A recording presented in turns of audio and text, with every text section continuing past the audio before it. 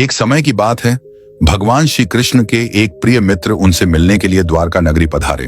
भगवान श्री कृष्ण ने उनका अत्यंत आदर और स्नेहपूर्वक स्वागत किया और मुस्कुराते हुए उनके आने का कारण पूछा। तब वह सखा बोले, हे केशव, आप तो सर्वज्ञ हैं, सब कुछ जानते हैं। फिर भी आज मैं आपसे यह जानने के उद्देश्य से आया हूं कि मनुष्य को किन किन वृक्षों का रोपण करना चाहिए, कौन से वृक्ष भवन के सामने लगाने योग्य हैं, किन वृक्षों के लगाने से दरिद्रता दूर होती है तथा कौन से वृक्ष शत्रु, रोग, भय, भूत पिशाच जैसे संकटों से रक्षा करते हैं। यह सुनकर भगवान श्री कृष्ण मंद मुस्कान के साथ बोले, हे सखा, आज तुमने अत्यंत श्रेष्ठ और कल्याणकारी प्रश्न किया है। यह प्रश्न केवल तुम्हारे ही नहीं, समस्त मानव जाति के कल्याण से जुड़ा हुआ है। इस संसार में वृक्षों का योगदान अतुलनीय है। वृक्ष सदा ही पूजनीय रहे हैं, क्योंकि वे न केवल प्राणवायु प्रदान करते हैं बल्कि पृथ्वी पर जीवन का आधार भी हैं। परंतु आज तुमने भवन की सीमा में वृक्ष लगाने के विषय में जो प्रश्न किया है वह अत्यंत गूढ़ और शुभ फलदायक है। भगवान आगे बोले, वास्तव में जब कोई मनुष्य अपने घर के समीप उचित वृक्षों का रोपण करता है तो वह न केवल अपने भवन की सुंदरता बढ़ाता है बल्कि अपने जीवन में सकारात्मक ऊर्जा का संचार भी करता है। वृक्ष वातावरण को शुद्ध करते हैं, मन की शांति बढ़ाते हैं और घर से नकारात्मकता को दूर करते हैं। ऐसे शुभ पेड़ पौधे जिनकी छाया, सुगंध और ऊर्जा पवित्र होती है, वे घर में सुख, शांति और समृद्धि का आगमन कराते हैं। साथ ही यह अनेक प्रकार के वास्तु दोषों को भी समाप्त करते हैं। घर के आंगन में खड़े वृक्ष देवताओं के समान रक्षक बन जाते हैं जो उस घर की रक्षा करते हैं। फिर श्री कृष्ण ने कहा, हे मित्र, अब मैं तुम्हें यह बताऊंगा कि कौन से पौधे घर के समीप लगाने चाहिए और किन पौधों से बचना चाहिए। परंतु उससे पहले मैं तुम्हें एक प्राचीन कथा सुनाता हूं। इस कथा के माध्यम से तुम स्वयं समझ सकोगे कि वृक्षों और पौधों का मनुष्य के जीवन पर कितना गहरा प्रभाव होता है। कौन से वृक्ष दरिद्रता को आमंत्रित करते हैं और कौन से सुख समृद्धि का प्रसार करते हैं। जो भी व्यक्ति इस कथा को श्रवण करता है उसके सैकड़ों पाप नष्ट हो जाते हैं और उसके जीवन से दरिद्रता सदैव के लिए दूर हो जाती है। भगवान श्री कृष्ण का सखा हाथ जोड़कर विनम्रता से बोले, हे केशव, मैं इस कथा को अवश्य ध्यानपूर्वक पूर्ण रूप से सुनूंगा। कृपया मुझे वह कथा सुनाइए जिससे मैं और समस्त जन यह समझ सकें कि वृक्षों का घर के समीप क्या प्रभाव पड़ता है। भगवान श्री कृष्ण ने मुस्कुराते हुए कहा, हे सखा, सुनो। पूर्व काल की बात है। मध्य देश में एक अत्यंत शोभायमान नगरी थी। उस नगरी में धनेश्वर नाम का एक वैश्य अपने परिवार सहित निवास करता था। धनेश्वर धनवान था, परंतु उससे भी अधिक वह ईश्वर भक्त था। वह प्रतिदिन भगवान विष्णु की पूजा अर्चना करता, मंदिर जाता और दान पुण्य में सदैव तत्पर रहता। उसकी पत्नी सुमति भी अत्यंत सुशील, धार्मिक और गृह कार्य में निपुण थी। उनके घर में धन धान्य, सुख संपत्ति और प्रसन्नता की कोई कमी नहीं थी। भगवान की कृपा से उनका जीवन पूर्णतः आनंदमय था। इस प्रकार अनेक वर्ष शांति से बीत गए। एक दिन धनेश्वर की पत्नी सुमति ने सोचा कि आंगन को और सुंदर बनाना चाहिए। उसने अपने आंगन में कुछ वृक्षों और पौधों का रोपण किया। प्रतिदिन वह उन पौधों को जल चढ़ाती, उन्हें पूजती और उनकी सेवा करती रही। किंतु उसे यह ज्ञान नहीं था कि कौन से वृक्ष शुभ फल देने वाले हैं और कौन से अशुभ प्रभाव डालने वाले। इसलिए उसने केवल अपनी इच्छा से जो वृक्ष उसे सुंदर और प्रिय लगे वही लगा दिए। दुर्भाग्यवश उन्हीं वृक्षों में अधिकांश ऐसे थे जो वास्तु और धर्म के अनुसार घर के लिए अशुभ माने जाते हैं। समय बीतने पर उनके घर में धीरे धीरे अनिष्ट के लक्षण प्रकट होने लगे। पहले धनेश्वर के व्यापार में भारी हानि हुई, उसके बाद घर में कलह और विवाद बढ़ने लगे। पति पत्नी में बार बार झगड़े होने लगे। जैसे जैसे वे वृक्ष बड़े होते गए वैसे वैसे उनके जीवन में दुख, दरिद्रता और क्लेश बढ़ता गया। धनेश्वर का व्यापार पूरी तरह से डूब गया। घर में रखा धन समाप्त हो गया, यहां तक कि भोजन के लिए भी पैसे न बचे। भूख और चिंता से घर का वातावरण भारी हो गया। धनेश्वर की पत्नी अब अत्यंत दुखी रहने लगी। कभी वह अपने पति पर क्रोध करती तो कभी स्वयं को कोसती। एक दिन उसने क्रोधित होकर कहा, हे स्वामी, अब तो कुछ काम करो, कहीं जाकर कुछ कमाई लाओ। तब धनेश्वर गांव गांव घूमकर काम मांगने लगा, परंतु कोई भी उसे कार्य नहीं देता था। थककर वह घर लौट आया और बोला, हे भद्रे, मुझे कहीं पर भी कोई काम नहीं मिला, अब मैं कहां जाऊं? यह सुनकर सुमति और भी व्यथित हो उठी। धीरे धीरे उन्होंने घर के सारे गहने बेच डाले। जो थोड़ा बहुत अन्न प्राप्त हुआ उसी से उन्होंने कुछ दिन पेट पाला, परंतु अब उनके पास कुछ भी नहीं बचा था। इस प्रकार केवल अशुभ वृक्षों के रोपण के कारण वह परिवार, जो कभी समृद्धि और आनंद का प्रतीक था, पूर्णतः दरिद्रता और दुख में डूब गया। किंतु धनेश्वर और सुमति यह नहीं समझ पाए कि उनके दुर्भाग्य का मूल कारण उनके ही आंगन में लगाए गए वे अशुभ वृक्ष थे। फिर एक दिन की बात है, जब धनेश्वर और सुमति अत्यंत दुखी और निर्धन हो चुके थे, उसी समय एक साधु महात्मा उनके द्वार पर पधारे। वे साधु महाराज तेजस्वी मुखमंडल वाले, शांति और करुणा से ओतप्रोत एक दिव्य आभा से युक्त थे। उन्हें देखकर धनेश्वर तत्काल उठ खड़ा हुआ, दोनों हाथ जोड़कर नम्रता से प्रणाम किया और बोला, हे साधु महाराज, पधारिए, इस गरीब के घर में आपका स्वागत है। कृपा करके बताइए, मैं आपकी किस प्रकार सेवा कर सकता हूं? साधु महाराज ने शांत स्वर में कहा, हे महोदय, मैं कई दिनों से तीर्थ यात्रा पर हूं। निरंतर भ्रमण करते हुए अत्यंत थक गया हूं, इसलिए विश्राम के लिए कोई स्थान ढूंढ रहा था। यदि तुम्हें कोई आपत्ति न हो तो मुझे अपने घर में कुछ समय ठहरने दो। मैं कई दिनों से भूखा भी हूं। यदि थोड़ा भोजन मिल जाए तो परम कृपा होगी। साधु के ऐसे विनम्र और करुण वचन सुनकर धनेश्वर के नेत्रों में श्रद्धा छलक आई। वह बोला, हे साधु महात्मा, आप अवश्य ही कोई महान पुण्य आत्मा हैं। आपके मुखमंडल से दिव्य तेज प्रकट हो रहा है। आपके चरण मेरे घर में पड़े, ये मेरा सौभाग्य है। आपकी सेवा करना मेरे लिए परम आनंद का विषय है। कृपया भीतर आइए। साधु महाराज मुस्कुराए और घर के भीतर चले गए। उन्होंने आंगन में एक कोने में आसन ग्रहण किया और विश्राम करने लगे। धनेश्वर ने अत्यंत आदर से उनके चरण धोए, उन्हें जल दिया और नम्रता से उनकी सेवा में लग गया, परंतु उसके पास अन्न का एक दाना भी नहीं था। कुछ देर बाद वह अपनी पत्नी से बोला, हे प्रिय, आज हमारे घर पर जो साधु महात्मा पधारे हैं वे अत्यंत पुण्यवान प्रतीत होते हैं। उनकी सेवा करना हमारे जीवन का सबसे बड़ा अवसर है।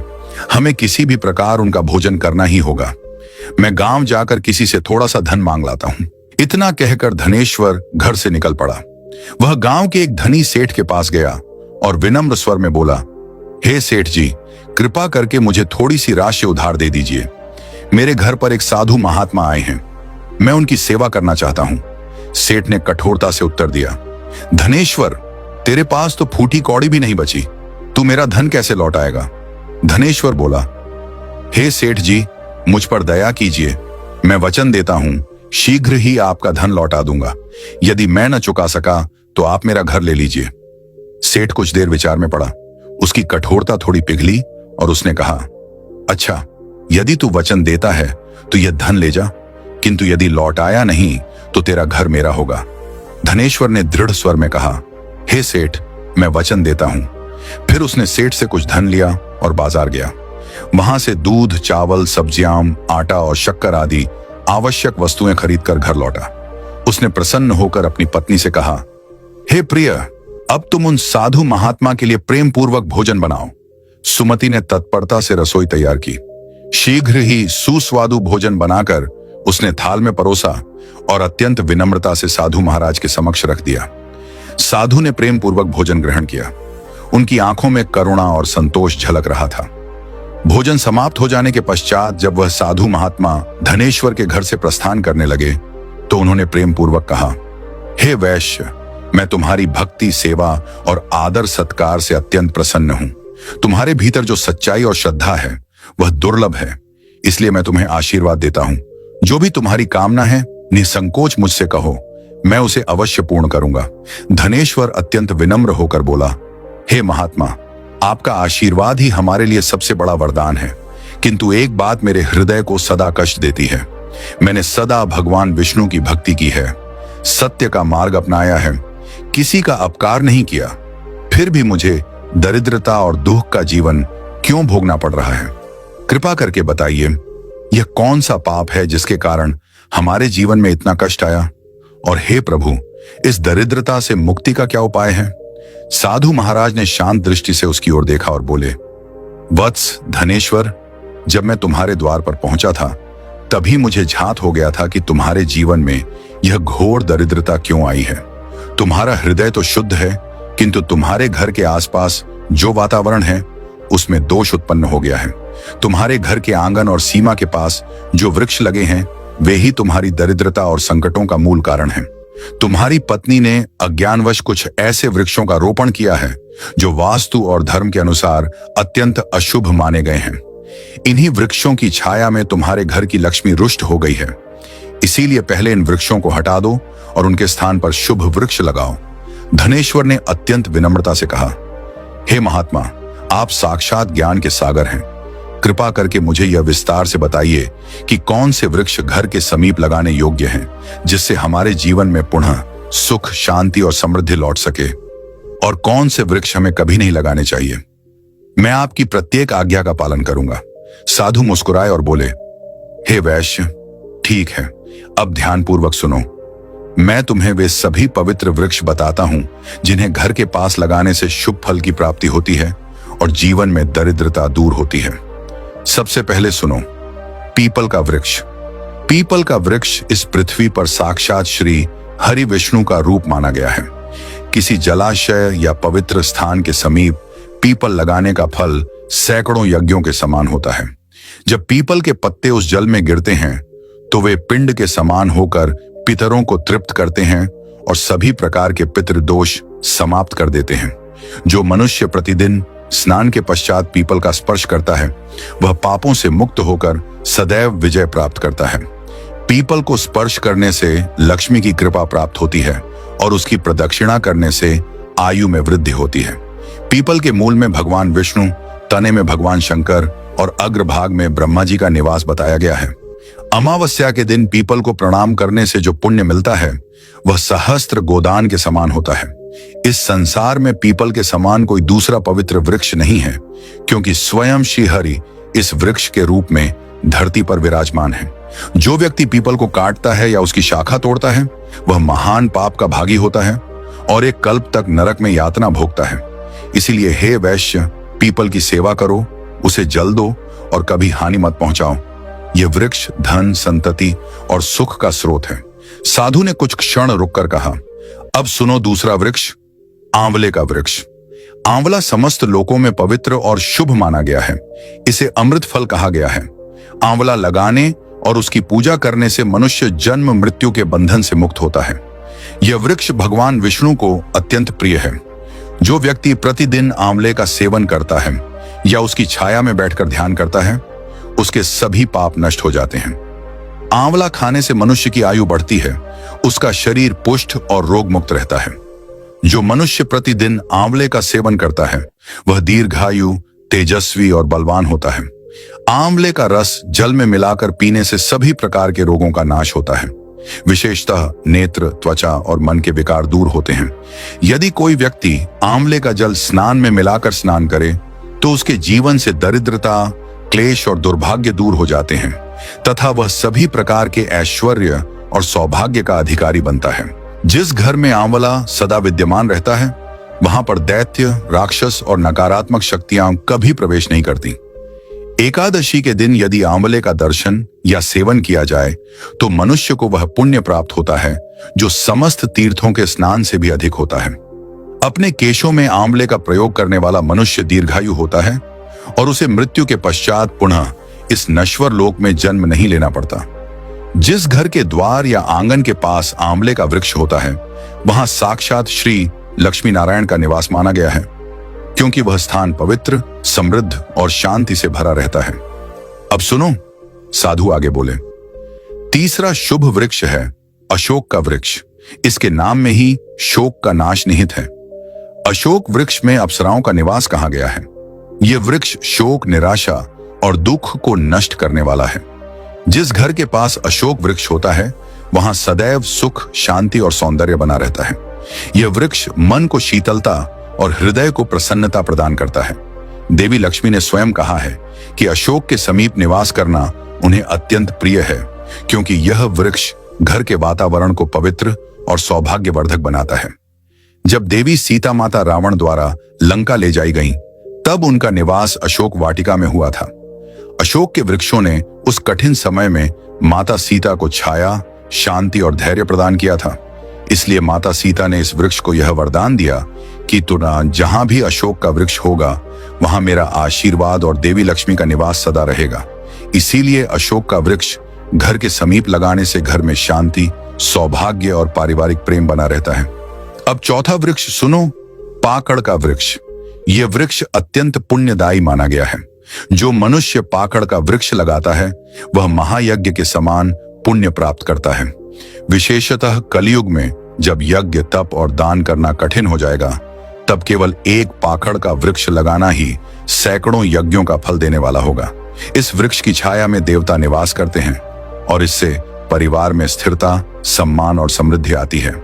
पांचवां वृक्ष है नियम का वृक्ष। यह वृक्ष सूर्य देव को अत्यंत प्रिय है। जो व्यक्ति अपने घर के सामने या आंगन में नियम का वृक्ष लगाता है वह नाना प्रकार के रोगों से मुक्त रहता है। नियम की वायु और पत्तियां वायु, जल और शरीर को शुद्ध करती हैं। यह वृक्ष दीर्घायु और आरोग्य प्रदान करने वाला है।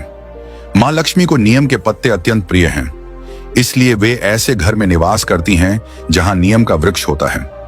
नियम के नीचे तुलसी का पौधा लगाने से वह स्थान देवालय के समान पवित्र हो जाता है। जिस घर के द्वार पर नियम का वृक्ष होता है वहां धन संपत्ति का अभाव कभी नहीं रहता। अब सुनो, छठा वृक्ष जामुन का वृक्ष। जो व्यक्ति कन्या की प्राप्ति की कामना करता है उसे जामुन का वृक्ष अवश्य लगाना चाहिए। यह वृक्ष सौभाग्य और कुल वृद्धि का प्रतीक है। जिस घर के समीप जामुन का वृक्ष होता है उस घर में कन्या जन्म लेती है, जो कुल का गौरव बढ़ाती है और घर में सौभाग्य, प्रेम और सुख का विस्तार करती है। अब सातवां वृक्ष है बेल का वृक्ष। यह वृक्ष स्वयं भगवान शंकर का प्रतीक है। बेल के 3 पत्र त्रिदेवों ब्रह्मा, विष्णु और महेश का स्वरूप माने गए हैं। बेल के वृक्ष में भगवान शिव का निवास है और गुलाब के पौधे में देवी पार्वती का। इसलिए यदि कोई व्यक्ति बेल के वृक्ष के पास गुलाब का पौधा लगाता है तो उसे शिव पार्वती दोनों का आशीर्वाद प्राप्त होता है। ऐसे घर में कभी दुख, दरिद्रता या रोग का निवास नहीं होता। वहां न अकाल मृत्यु होती है, न कोई स्त्री विधवा बनती है। आठवां वृक्ष है नारियल का पेड़। नारियल का पेड़ अत्यंत शुभ और पवित्र माना गया है। यह देवताओं का प्रिय वृक्ष है और किसी भी धार्मिक अनुष्ठान में इसके बिना पूजा पूर्ण नहीं मानी जाती। घर के आंगन में नारियल का वृक्ष होने से घर में सदा शुभता, मंगल और उन्नति बनी रहती है। ऐसा घर समाज में सम्मान प्राप्त करता है, उसके सदस्यों की प्रतिष्ठा बढ़ती है और वहां सदैव सौभाग्य का वास होता है। कहा गया है कि जिस घर के समीप नारियल का वृक्ष होता है वहां दरिद्रता और रोग नहीं टिकते। नारियल का फल स्वयं सत्य और पवित्रता का प्रतीक है। सुंदर पत्नी की कामना करने वाला व्यक्ति यदि अपने घर के पास अनार का वृक्ष लगाए तो उसे सुशील, धर्मनिष्ठ और सौभाग्यशालिनी पत्नी की प्राप्ति होती है।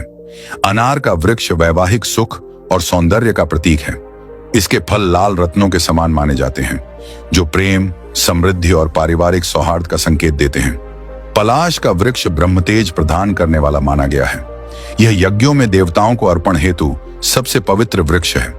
इसके रोपण से घर में विद्या, तेज और आध्यात्मिक ऊर्जा का संचार होता है। पलाश का वृक्ष लगाना ब्रह्म ज्ञान और यश की प्राप्ति का साधन है। वंश वृद्धि और संतान प्राप्ति की कामना करने वाले व्यक्ति को अंकोल का वृक्ष लगाना चाहिए। यह वृक्ष संतान सुख देने वाला और कुल वृद्धि का प्रतीक है। इसकी छाया में संतान का पालन शुभ माना जाता है। इस वृक्ष से कुल में नई पीढ़ियों का विकास होता है। यदि कोई मनुष्य किसी भयंकर बीमारी से पीड़ित है तो उसे खैर का वृक्ष अवश्य लगाना चाहिए। यह वृक्ष रोगनाशक और आरोग्यदायक होता है। इसके समीप वायु शुद्ध रहती है और इससे शरीर में बल तथा रोग प्रतिरोधक शक्ति बढ़ती है। खैर का वृक्ष लगाने से बड़े बड़े रोगों का नाश होता है और दीर्घायु प्राप्त होती है। मोगरा के पौधे में गंधर्वों का निवास माना गया है। यह पौधा सुगंध, कला और सौंदर्य का प्रतीक है। जो व्यक्ति संगीत, नृत्य, चित्रकला या किसी भी कला के क्षेत्र से जुड़ा है उसे यह पौधा अपने घर के पास अवश्य लगाना चाहिए।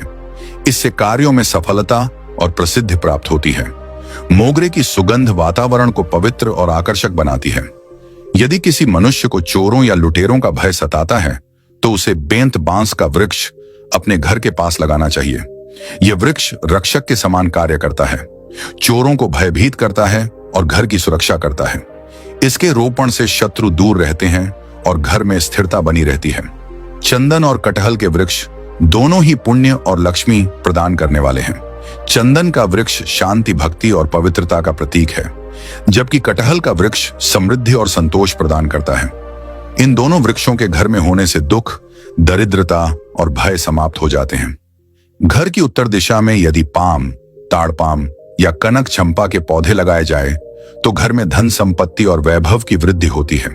ये पौधे वास्तु के अनुसार धन के आगमन के प्रतीक हैं और व्यापार में सफलता लाते हैं। केले का पेड़ अत्यंत शुभ माना गया है। इसके प्रत्येक भाग में देवी देवताओं का वास बताया गया है। केले के पेड़ में स्वयं भगवान विष्णु का निवास होता है, इसीलिए पूजा अर्चना में इसका विशेष स्थान है।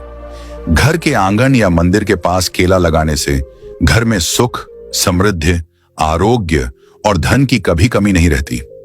गुरुवार के दिन केले के पेड़ की पूजा करने से बृहस्पति देव प्रसन्न होते हैं और परिवार में स्थिर लक्ष्मी का निवास होता है।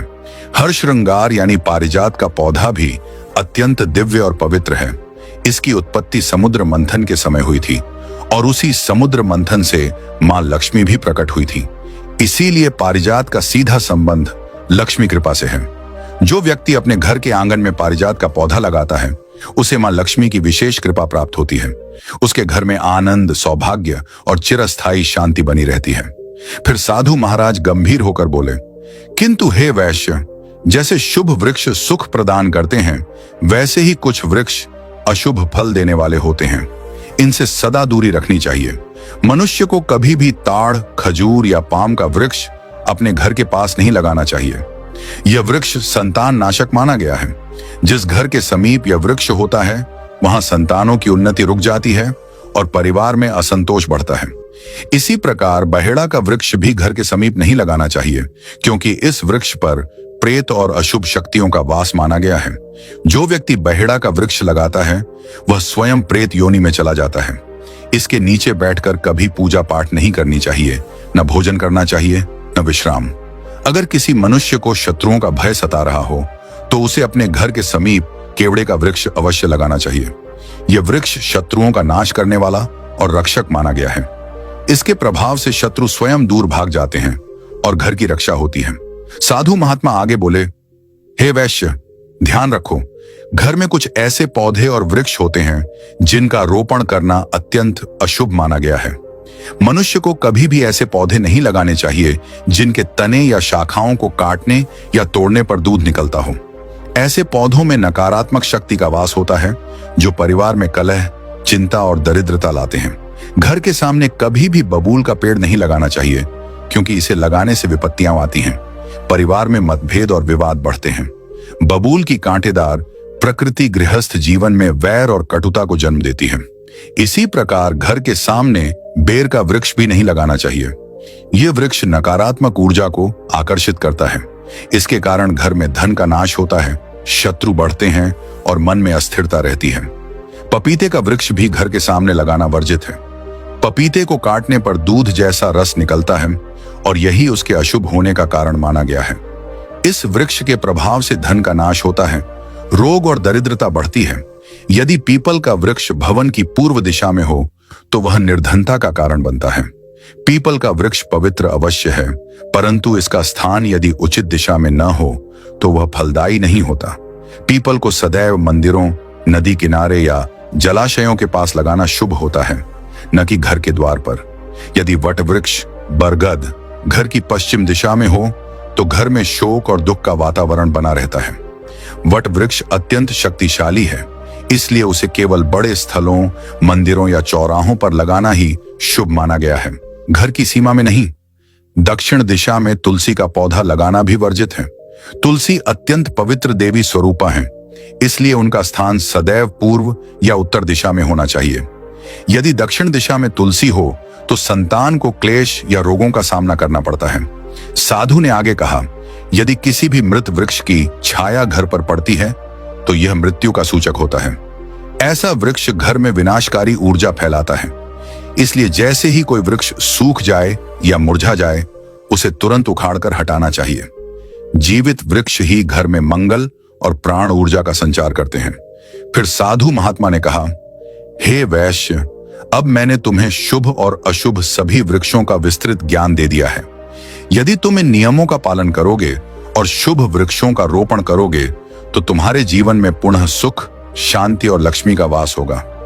यह वृक्ष केवल छाया नहीं देते, ये देवताओं का रूप हैं जो मनुष्य के जीवन को संतुलित, पवित्र और समृद्ध बनाते हैं।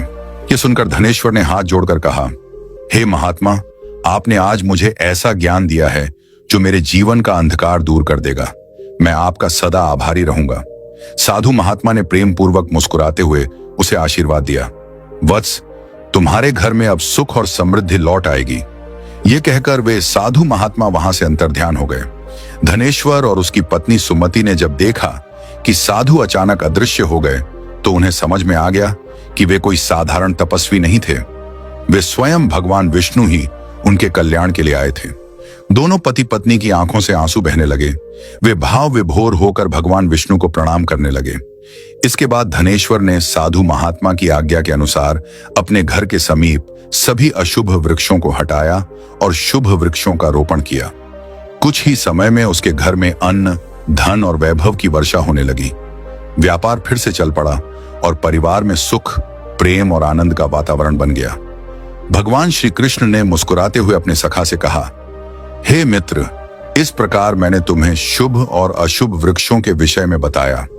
यदि मनुष्य इन नियमों का पालन करे तो उसके घर में सदैव लक्ष्मी निवास करती है और जीवन में कभी दरिद्रता नहीं आती। तो दोस्तों, इस कथा से हमें यह प्रेरणा मिलती है कि घर के आसपास शुभ वृक्षों का रोपण न केवल सौंदर्य बढ़ाता है, बल्कि यह ईश्वरीय कृपा, स्वास्थ्य और समृद्धि भी प्रदान करता है।